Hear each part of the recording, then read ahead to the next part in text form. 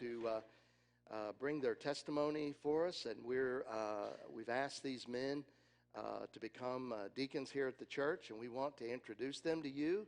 Want you to hear their story, pray for them, and at some point in the near future, we'll be bringing them to you for a church vote to install them as newly serving deacons. And Jimmy, I think I'll start with you. Come on up.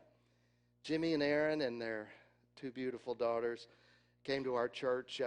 Guys, I don't know how long it's been. It's been two years.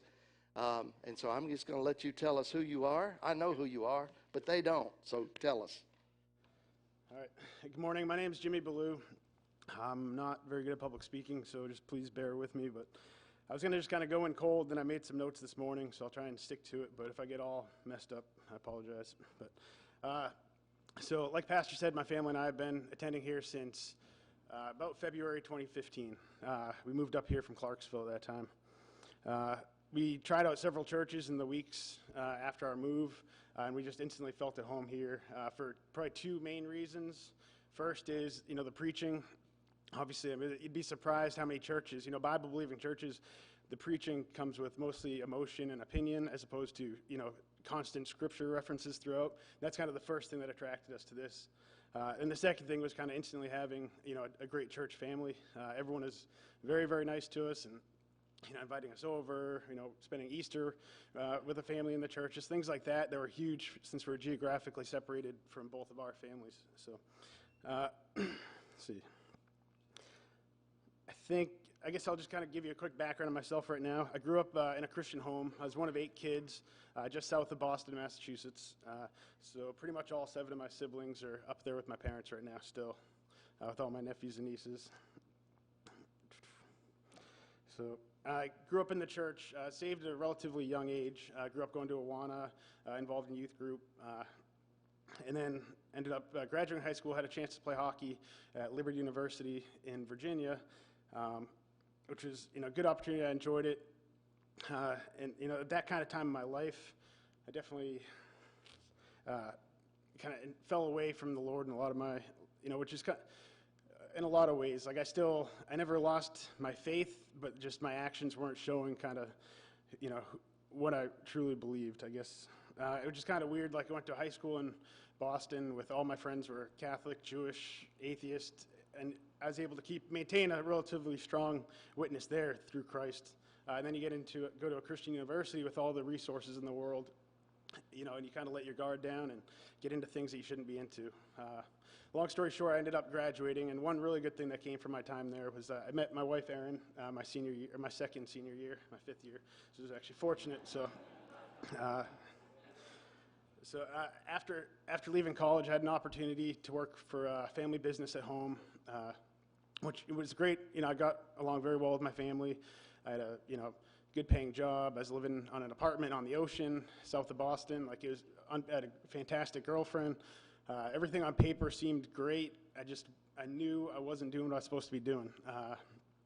And I had it kind of in me probably from the time I was 3 or 4. I have pictures of myself dressed up as in an Army uniform. I knew that's what I wanted to do. And in light of everything in 2001 and 2003, I almost left college several times to do it, and I just kept putting it off, even though I knew it was what I was supposed to do. I remember even the night I met Erin, telling her, basically, I'm going to join the Army. She thought I was absolutely nuts. I had no plan for my life. I was struggling through school. I had hair down to here. I was a mess. And she's like, there's no way this kid's joining the Army. Anyways, so she followed me up to Boston, worked for 2 years, kept putting it off, because on paper, everything just seemed great. And it just, ultimately, I knew what I had to do.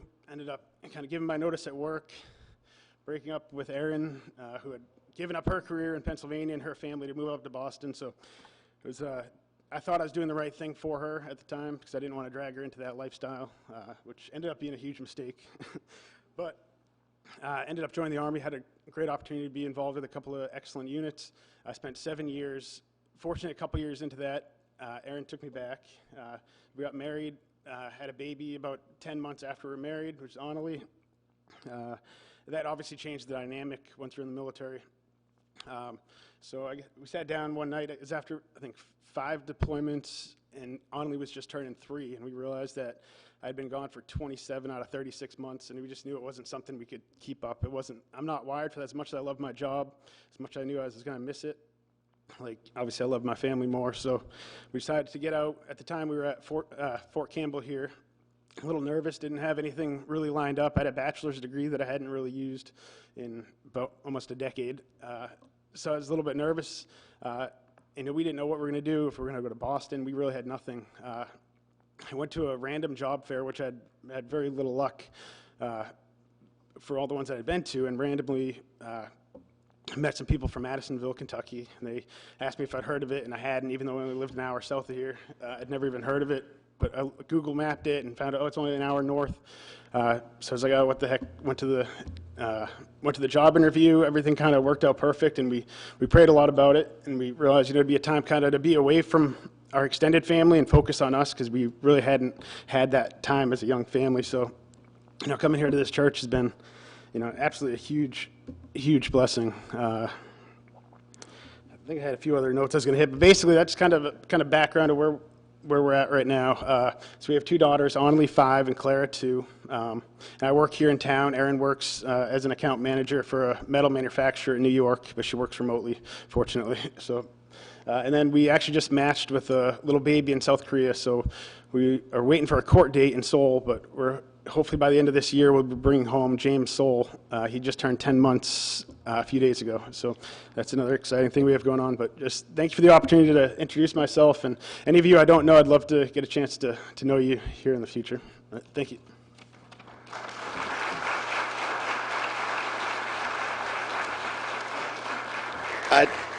I might be mistaken, but you've jumped out of a few airplanes at 20,000 feet in the air, haven't you? Yeah. Jimmy's got an interesting, he was in an interesting line of work, put it that way. And you ask him about it. He's not going to volunteer that information, but you ask him about it. It's an interesting thing that God has done. Well, secondly, Mike, are you in the house? Mike's been here a couple of years as well. And he's going to come, and for some of you that do not know Mike, I'm going to let him tell you who he is. I'm not going to cross the man. And I'm just going to let him come up and tell you. I will assure you, after talking to Jeff before this, that jumping out of that plane wasn't half as nerve-wracking as being up here is. And he'll tell you. But he only had to be here 2 years to be a deacon. I had to be here 20. So I don't know what that says about the church. I think it's going downhill, but and I think I was separated from birth from Jeff. I mean, 18 years apart, but he very similar story as far as the witness. But I was going to go a different route. Really don't know where it's going to go either, because Tina last night, my wife Tina, and we have 2 children, Morgan and Madison. You can tell Morgan is the really, really pretty girl who sounds just about like me when it comes to volume. And Tina is the exact opposite of both of us. But we've been members of this church now. I've been in practice as a chiropractor in Madisonville since '97, so 20 years last month. And I was commuting back and forth from Henderson, where I had taken up residence with Juan Nunez, and I had met one of our members, who wasn't a member at the time we joined, who's sitting right there, while I was in Henderson, and that was kind of neat for him to come back to the church and get to reacquaint with Bob. But she asked me last night, Tina did, she said, are you prepared? I said, absolutely. She said, what are you going to say? I said, I have no idea. But I'm ready. And the more I got to thinking about it, I thought this would be less about my testimony about coming to God, because I've been a Christian now for a very long time, and there's a long story behind that. I had a lot of people help me work through my journey, coming to Christ at a very young age, being unsure of, was that a true commitment? Did I just follow my brother who had gone up the same time to be saved? And so there was a lot of questions, and I had a lot of people that helped me work through it, including Dan, who's not out here right now, but Dan was one of the ones who was instrumental in helping me work through it. But that's basically who I am and being in the church. But I can tell you that I have been in the church a long time, and it was, I don't know when the realization came, but I was sitting around looking around, and I couldn't find many people who'd been in the church longer. And I thought, man, I said, how quickly that happened. And I can give you an example of how long I've been in the church. Austin Tarkington was 10 when we joined the church. I think my wife taught him in one of her Sunday school classes. We immediately got plugged in here when we came, and I was teaching the high school class. And every person whose last name is Branson attended this church regularly at that time. David Branson, Josiah, Jack, they were all here in high school. And so I taught high school here for a few years, middle school, high school. I actually taught it long enough that I taught, I think, Austin in the middle school class for a little bit. Then I became a substitute Sunday school teacher here in the church, and then wasn't a teacher at all, just kind of hang around.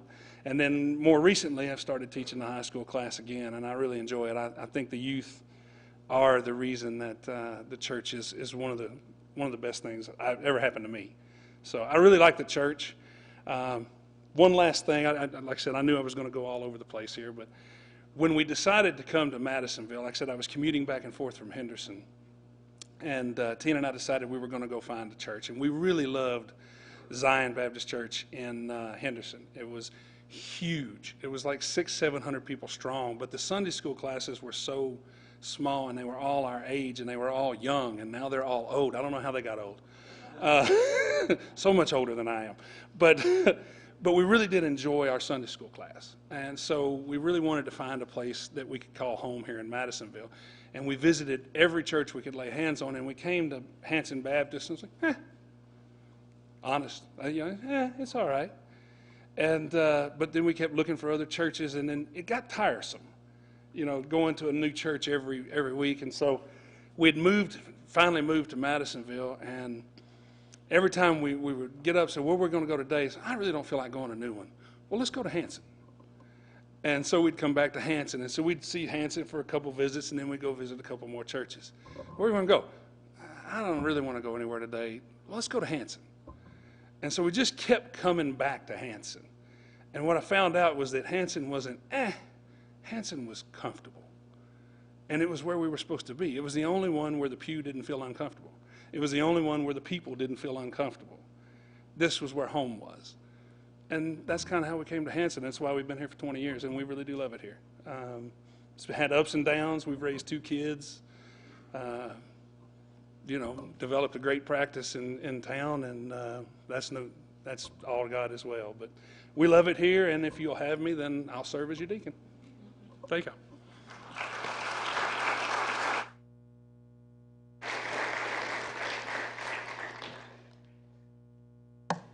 Yes, please. All right. Well, let's turn in our scriptures to the Gospel of Luke, chapter 6. And for those of you visiting with us, we're on a journey through the Gospel of Luke, and we are just having a great time walking through these chapters and verses to see what God would have to tell us from His Word. And guys, I appreciate your words and your testimony, and just pray that you as a church, you'll be praying for them, and that we will be able to. And there's some others that probably in the next ensuing weeks will probably be presented to you as well. And it's great to have men step up. It really is. Luke chapter 6, I'd like to ask, if you will, to stand. And I'd like to start reading with verse 17. And just read a couple of verses. Jesus came down with them, that is the disciples, and stood on a level place. There was a large crowd of his disciples and a great throng of people from all Judea and Jerusalem and the coastal region of Tyre and Sidon, those who had come to hear him and to be healed of their diseases. And those who were troubled with unclean spirits were being cured. And all the people were trying to touch him, for power was coming from him and healing them all. Lord, open our eyes. Help us to see from these verses why Luke recorded these words for us and why you inspired his pen as he wrote. Lord, help us to see what you want us to see from your holy word. We pray this in Jesus' name. Amen. In our study thus far of Luke's gospel, we have seen Jesus' relationship to the religious leaders. We've seen his relationship to the crowd at large. Last week, we focused on his relationship to his 12 disciples. So how important are relationships? Jesus could have been sent to this earth, lived in obscurity, and then at the age of 33 go straight to the cross without intersecting humanity the way that he did. But relationships have always been important to God. Even in the Garden of Eden, the scripture says God would come down and he would walk and he would talk with Adam. And it was a relationship. It was a wonderful relationship.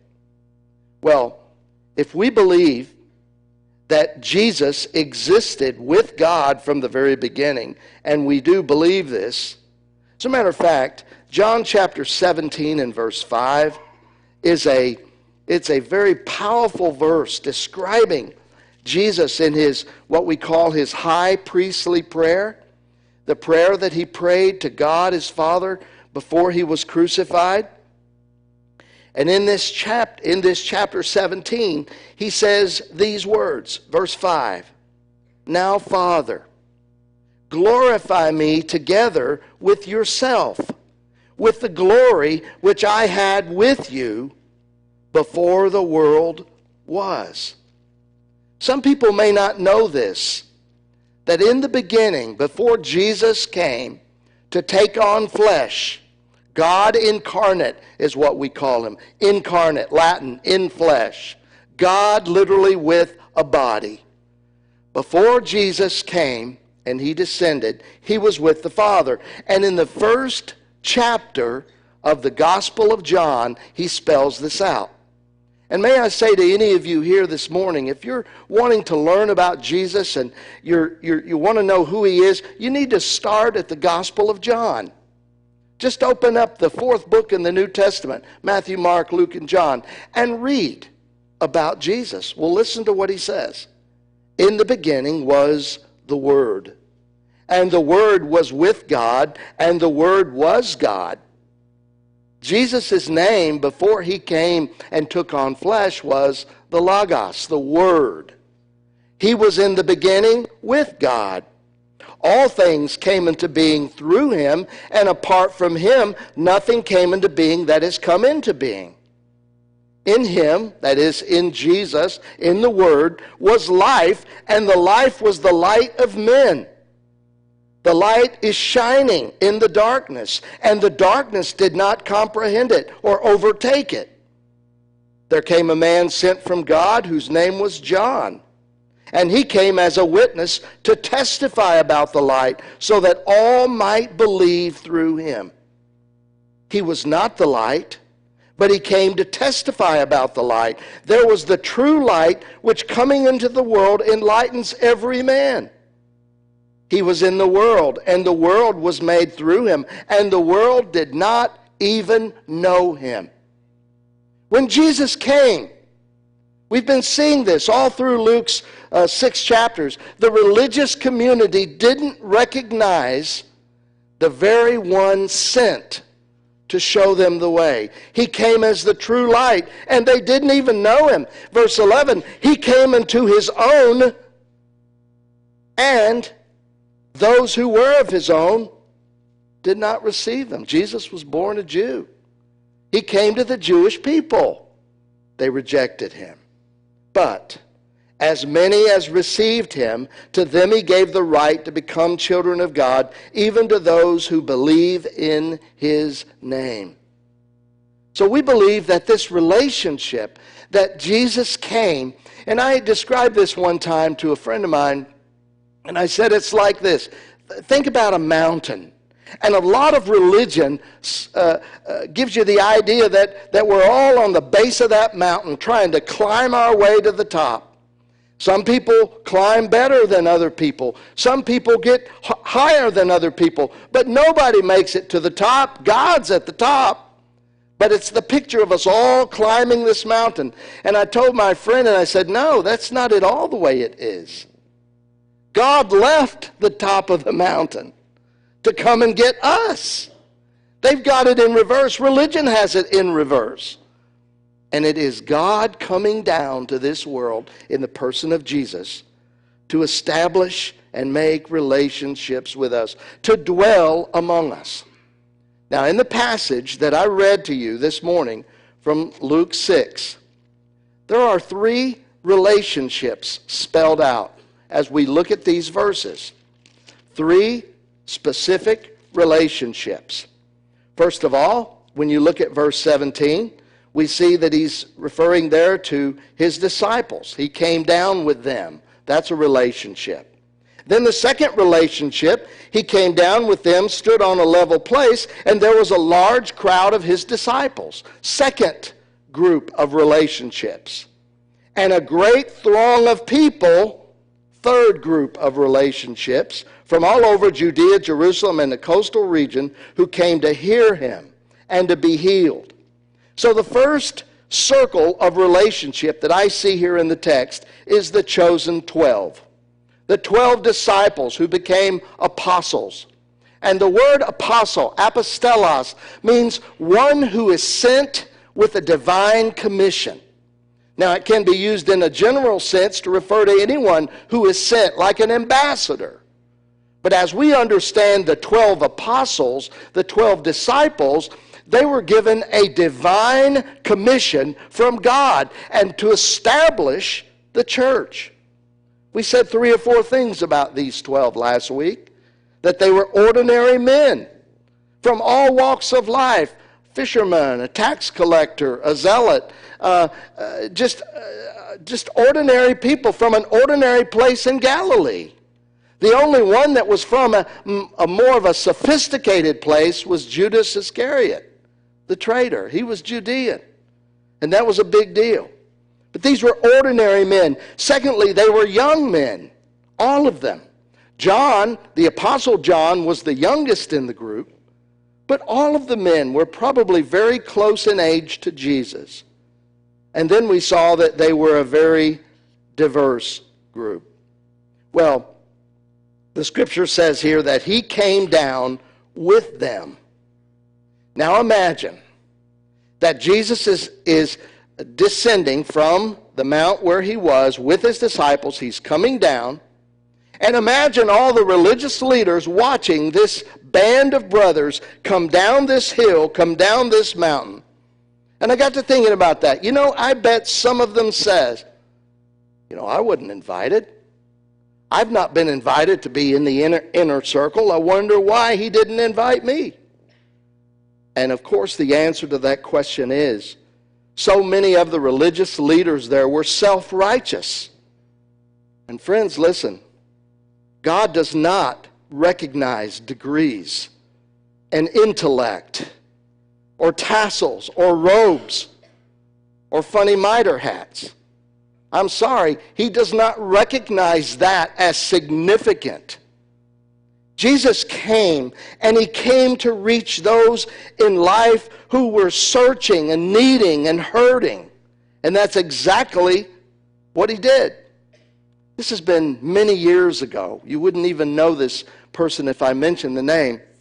But we had someone to come in our church, a family visit our church, and I had heard on the grapevine that they were kind of leaving another church kind of in a bad situation, and they were very prominent people. He was a president of a bank at that time, and they came to visit our church, and I still remember where they sat. And because we didn't, quote, go after them really quickly, they went to another church and let it be known that we would have joined there if someone had have just sort of pursued us. And I never will forget that. Like that's what it is to come and you expect the church to pursue you, and because you feel like maybe that you're significant or that you're a real catch. I never will forget this. Well, do people really think this? Do people really think in church that they're better? Do you feel like you're better than the person you're seated next to or the person across the way? You know, bullies think they are better. I have seen some bullying pastors. Oh, yes, I have. I've seen some bullying teenagers, and so have you. People that somehow think they're better than others. And as a result, they're called bullies. I've seen husbands that are bullies over their wives. I've even seen wives that are bullies over their husbands. And you know what? Spiritual bullying differs from physical bullying only in the sense that in physical bullying, the person probably is bigger and he has some degree of intimidation. But in spiritual bullying, the person just thinks they are. So this is an issue that Jesus, he comes down with the 12, and he comes down and he mingles among the people. The religious people just reject him. They were spiritual bullies. But let me just show you a couple of passages. Go with me to Luke chapter 9 and verse 46. I'm going to show you that it wasn't just the religious people who were struggling with this. Verse 46 says, an argument started among them. Now, who's he referring to here? And the answer is the disciples, the 12. They got in an argument as to which one of them might be the greatest. But Jesus, knowing what they were thinking in their heart, took a child and stood him by his side and said to them, whoever receives this child in my name receives me. Whoever receives me receives him who sent me. For the one who is least among you all, this one is great. On and on throughout the Luke's gospel, there's another one in chapter 22 and 24 where they were at it again. And Jesus asked them, guys, what were you just talking about? And they basically said, nothing. And the writer tells us that, yeah, they were talking about something. They were talking about who was the greatest. Well, again, the second time. Another time, James and John pulled Jesus aside and said, could we sit on each side? When you come to your kingdom, is that possible for us to be? And you see, it's all that thing here. Well, in the relationship that Jesus came to establish, he came to establish a relationship, a horizontal relationship, where he is coming down on their level. And I think it's interesting that Luke mentions this when he says he came down in that verse 17. He came down and stood on a level place. And I want you to know this in this room. This is a level place here. There's nobody. The only reason why I'm standing taller here is because this is a platform and it's easier for you to see. You know what I would prefer? I really would prefer this. And I'm not going to ask the carpenters to do it. But I would rather have the pulpit, like in some of the Presbyterian churches and other churches, have the pulpit over in the corner, off center. Why is the pulpit in the center and a man's in the center and it's almost like he's put in the front and center? I'd rather be over to the side and let God be in the center. And I know it's just a matter of opinion. But Jesus came to establish this relationship on a level ground. The second thing that we see here is that he came down with his disciples. He stood on a level place, and there was a large crowd of his disciples and a great throng of people from Jerusalem and Judea and all the coastal town. So here we have Jesus reaching out to the crowd. He comes down with his disciples. Now he comes down to the crowd. And Jesus did not make himself a spectacle. You've heard of the Leaning Tower of Pisa. That Leaning Tower was started, the construction of it was started in the 12th century, latter part of the 1100s. And they built about 3 stories of the tower when they realized that it was starting to lean and the subsoil underneath it was too weak to support it. They halted construction for maybe 80 years or so. But then finally they decided that it would be solid enough. They continued to build the tower. 177 years later, this 180-foot bell tower was constructed. Do you know what its purpose was? It never was designed as a tourist site. It was designed with 7 bells. 7 bells weighing almost a ton each. Each one was a note on the major scale, a different note, the 7 notes of the major scale. And this bell tower would ring, signaling to the people, it's time for church. Right in front of that is a Duomo, Pisa's cathedral, and the baptistry, 2 buildings that's right in front of it. And this bell tower was designed to call people to worship. It was never intended to be what it is today.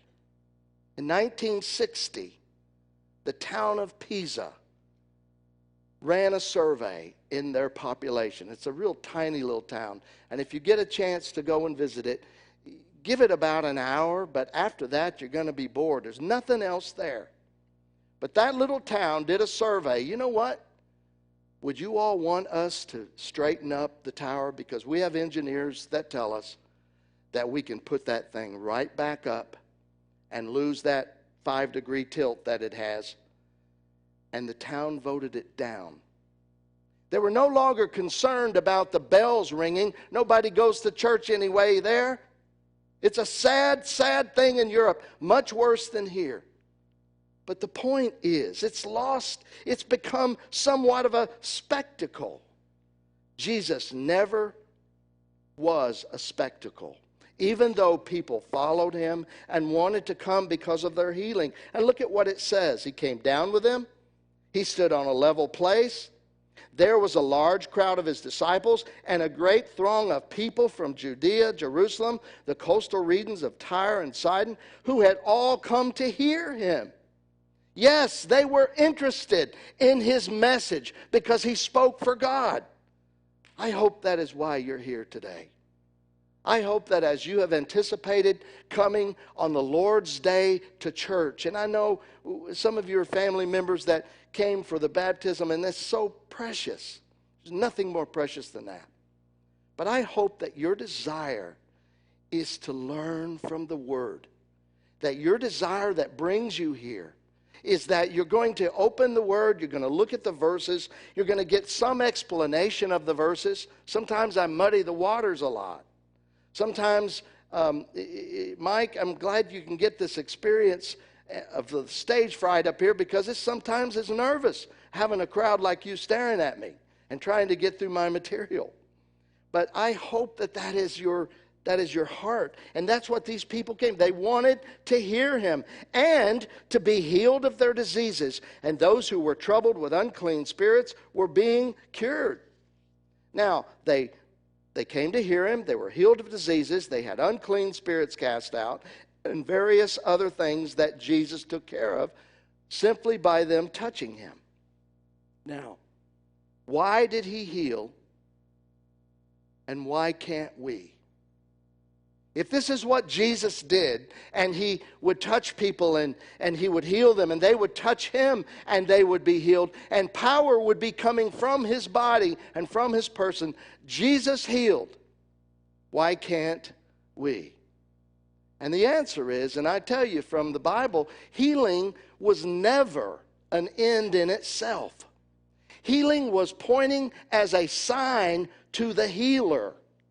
And the healer, being Jesus, was revealing that he was sent from God. He gave that authority to his apostles, and they could also heal in the same way. But friends, we don't have that today. God still heals, of course. He responds to a prayer of faith. And some of you have seen the miraculous in situations of recovery. But as far as having the faith healers like this, it was never intended to be an end of itself. I heard just this week, and from time to time I mention this, but I heard just this week about a man. He's been around a long, long time. His name is Ernest Ainsley. Some of you have heard that name. But Ernest Ainsley is a showman and, is, in my humble opinion, a charlatan. He brought a guy down front one time, a guy told me, and the guy had double hearing aids. And he took the hearing aids and he took them off the man and he threw them down on the pew, and he took his fingers like this and he put them in his ears, and he prayed, "Spirit of deafness, come out of this man." He pulled his fingers out of this man's ear, and this man says, "Ow." And Ernest Ainsley asked him, and he said, "Can you hear me?" And the man's response was, "As long as I can read your lips." Now, friends, there's a whole lot of this nonsense, but it's not the same. This was the real power of God that was unquestionable, pointing to the fact that Jesus was the real deal. He wasn't setting a spectacle up for himself. He wasn't writing his name in lights. He wasn't parading this before people. But he was truly responding to people's needs. Now, as we talk about relationships, I just wanted to show you just in a simple diagram way, as I saw these three relationship circles, I thought about the fact that it's just like us. We've got the center circle here. That's the core of our church. If you've been here for a long time, I'm sure you're probably part of this core. A core that we depend on for financial, for paying our salaries and sending our missions monies out and all of that thing. It's the core that's always the faithful circle. And unfortunately, 20% of the people in the church end up carrying 80% of the responsibility. That's a statistic that's also in finance, I'm told. But this is the core. And this is Jesus and his 12. And then Jesus came down from that with the 12, and then he intersects this next circle. And this next circle are the people that are here in attendance.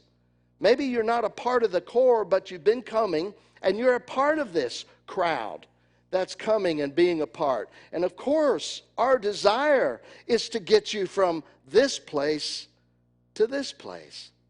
For when the core is strengthened, the church is strengthened. And then on the outside fringes here, we've got those who are out and beyond here, friends and family and other people that you meet in other places. Here's this circle of relationships. And I wonder if you see yourself in this circle. Do you see yourself as the core? Do you see yourself as the next group, the crowd, who came to Jesus to hear him? Had a couple people tell me this in the past, that, we came to your church to hear you preach, and you were gone that Sunday. We went to another church the next Sunday, and the next Sunday we came back, and you weren't here again. Do you ever preach here? Well, yes, occasionally things happen where I'm out, but people do want to hear. They want to hear the message, so they will come. But again, I wonder if you see yourself in one of these levels of relationship. And when we talk about relationship, I don't want you out here. I want you in here. In my own personal relationships, I don't want you at arm's length. I want you, speaking from pastor to flock, I want you as close as I can get you. And I hope that you feel that same way. And as we look at our relationship to each other, Jesus was teaching his disciples in the context of all of this going on. They were learning about how he deals with them. They were learning about how he dealt with the crowds, the multitudes. And they also learned about how he was sending them out to the uttermost parts of the earth. And did you know that our church does that? Did you know that every dollar that you give into our offering boxes, do you know that a percentage of that goes to take care of our missionaries all over the world? Not only through a cooperative effort, but through individual missionaries that we have tried. And friends, let me just say this to you. As God blesses the church financially, more missionaries will be blessed. I'm not going to get an airplane with my name on it. I'm pretty sure of that. But I promise you, if the monies come in and you step up and you become part of the core, that the church's mission just increases. And I hope that you see yourself in that way. Now, in closing, when our relationship to Christ is growing, so is our influence. And when Jesus said in Acts 1:8 that he was going to make them disciples and send them out to Jerusalem, Judea, and to the uttermost parts of the earth, that is this whole visual. And I want to be a part of that. Whether I'm here, whether I'm in the next town, whether I'm in the next state, whether I'm in another country, I want to always see myself in this circle of relationship. And you know what? It's interesting. Some of you travel like we do, and you meet people on your travels that are Christ followers, and it's such a neat conversation to be able to strike up and talk and share, even from someone all the way across the pond. And it's because of this right here that we have. Now this morning, we've had a whole lot of church. I don't ever remember having 3 children from the same family come and participate in baptism. What a blessing that was. Add to that, Brittany, having you come and embarrassing you the way we do by standing up here and letting people come and get to know you. That's part of church. And then, you know, just the way the rest of the service goes, and deacons and servants that we are considering, that spiritual arm of the church that takes care of stuff when we need things taken care of. Who are you going to call? Well, I'm going to call Mike. That's who I'm calling. And so that part of the church, and then now we've heard a sermon, and we need to think about what we've heard and what God has spoken to us as a church. And may I say to you this morning that if God is opening your heart, and if he's drawing you into himself, and you feel yourself, maybe at one time you were here, and maybe you got to hear, and maybe God is drawing you into his circle. My prayer for you this morning is, in the quietness of these moments of these song that we're going to play, just pray. Ask Jesus. If he's opening your heart and you acknowledge your sin before him, invite him to take charge of your life.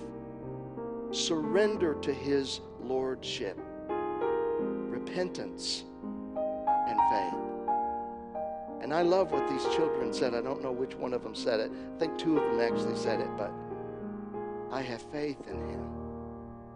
I have faith in him. So I hope if God is stirring your heart, you'll pray that prayer in the quietness.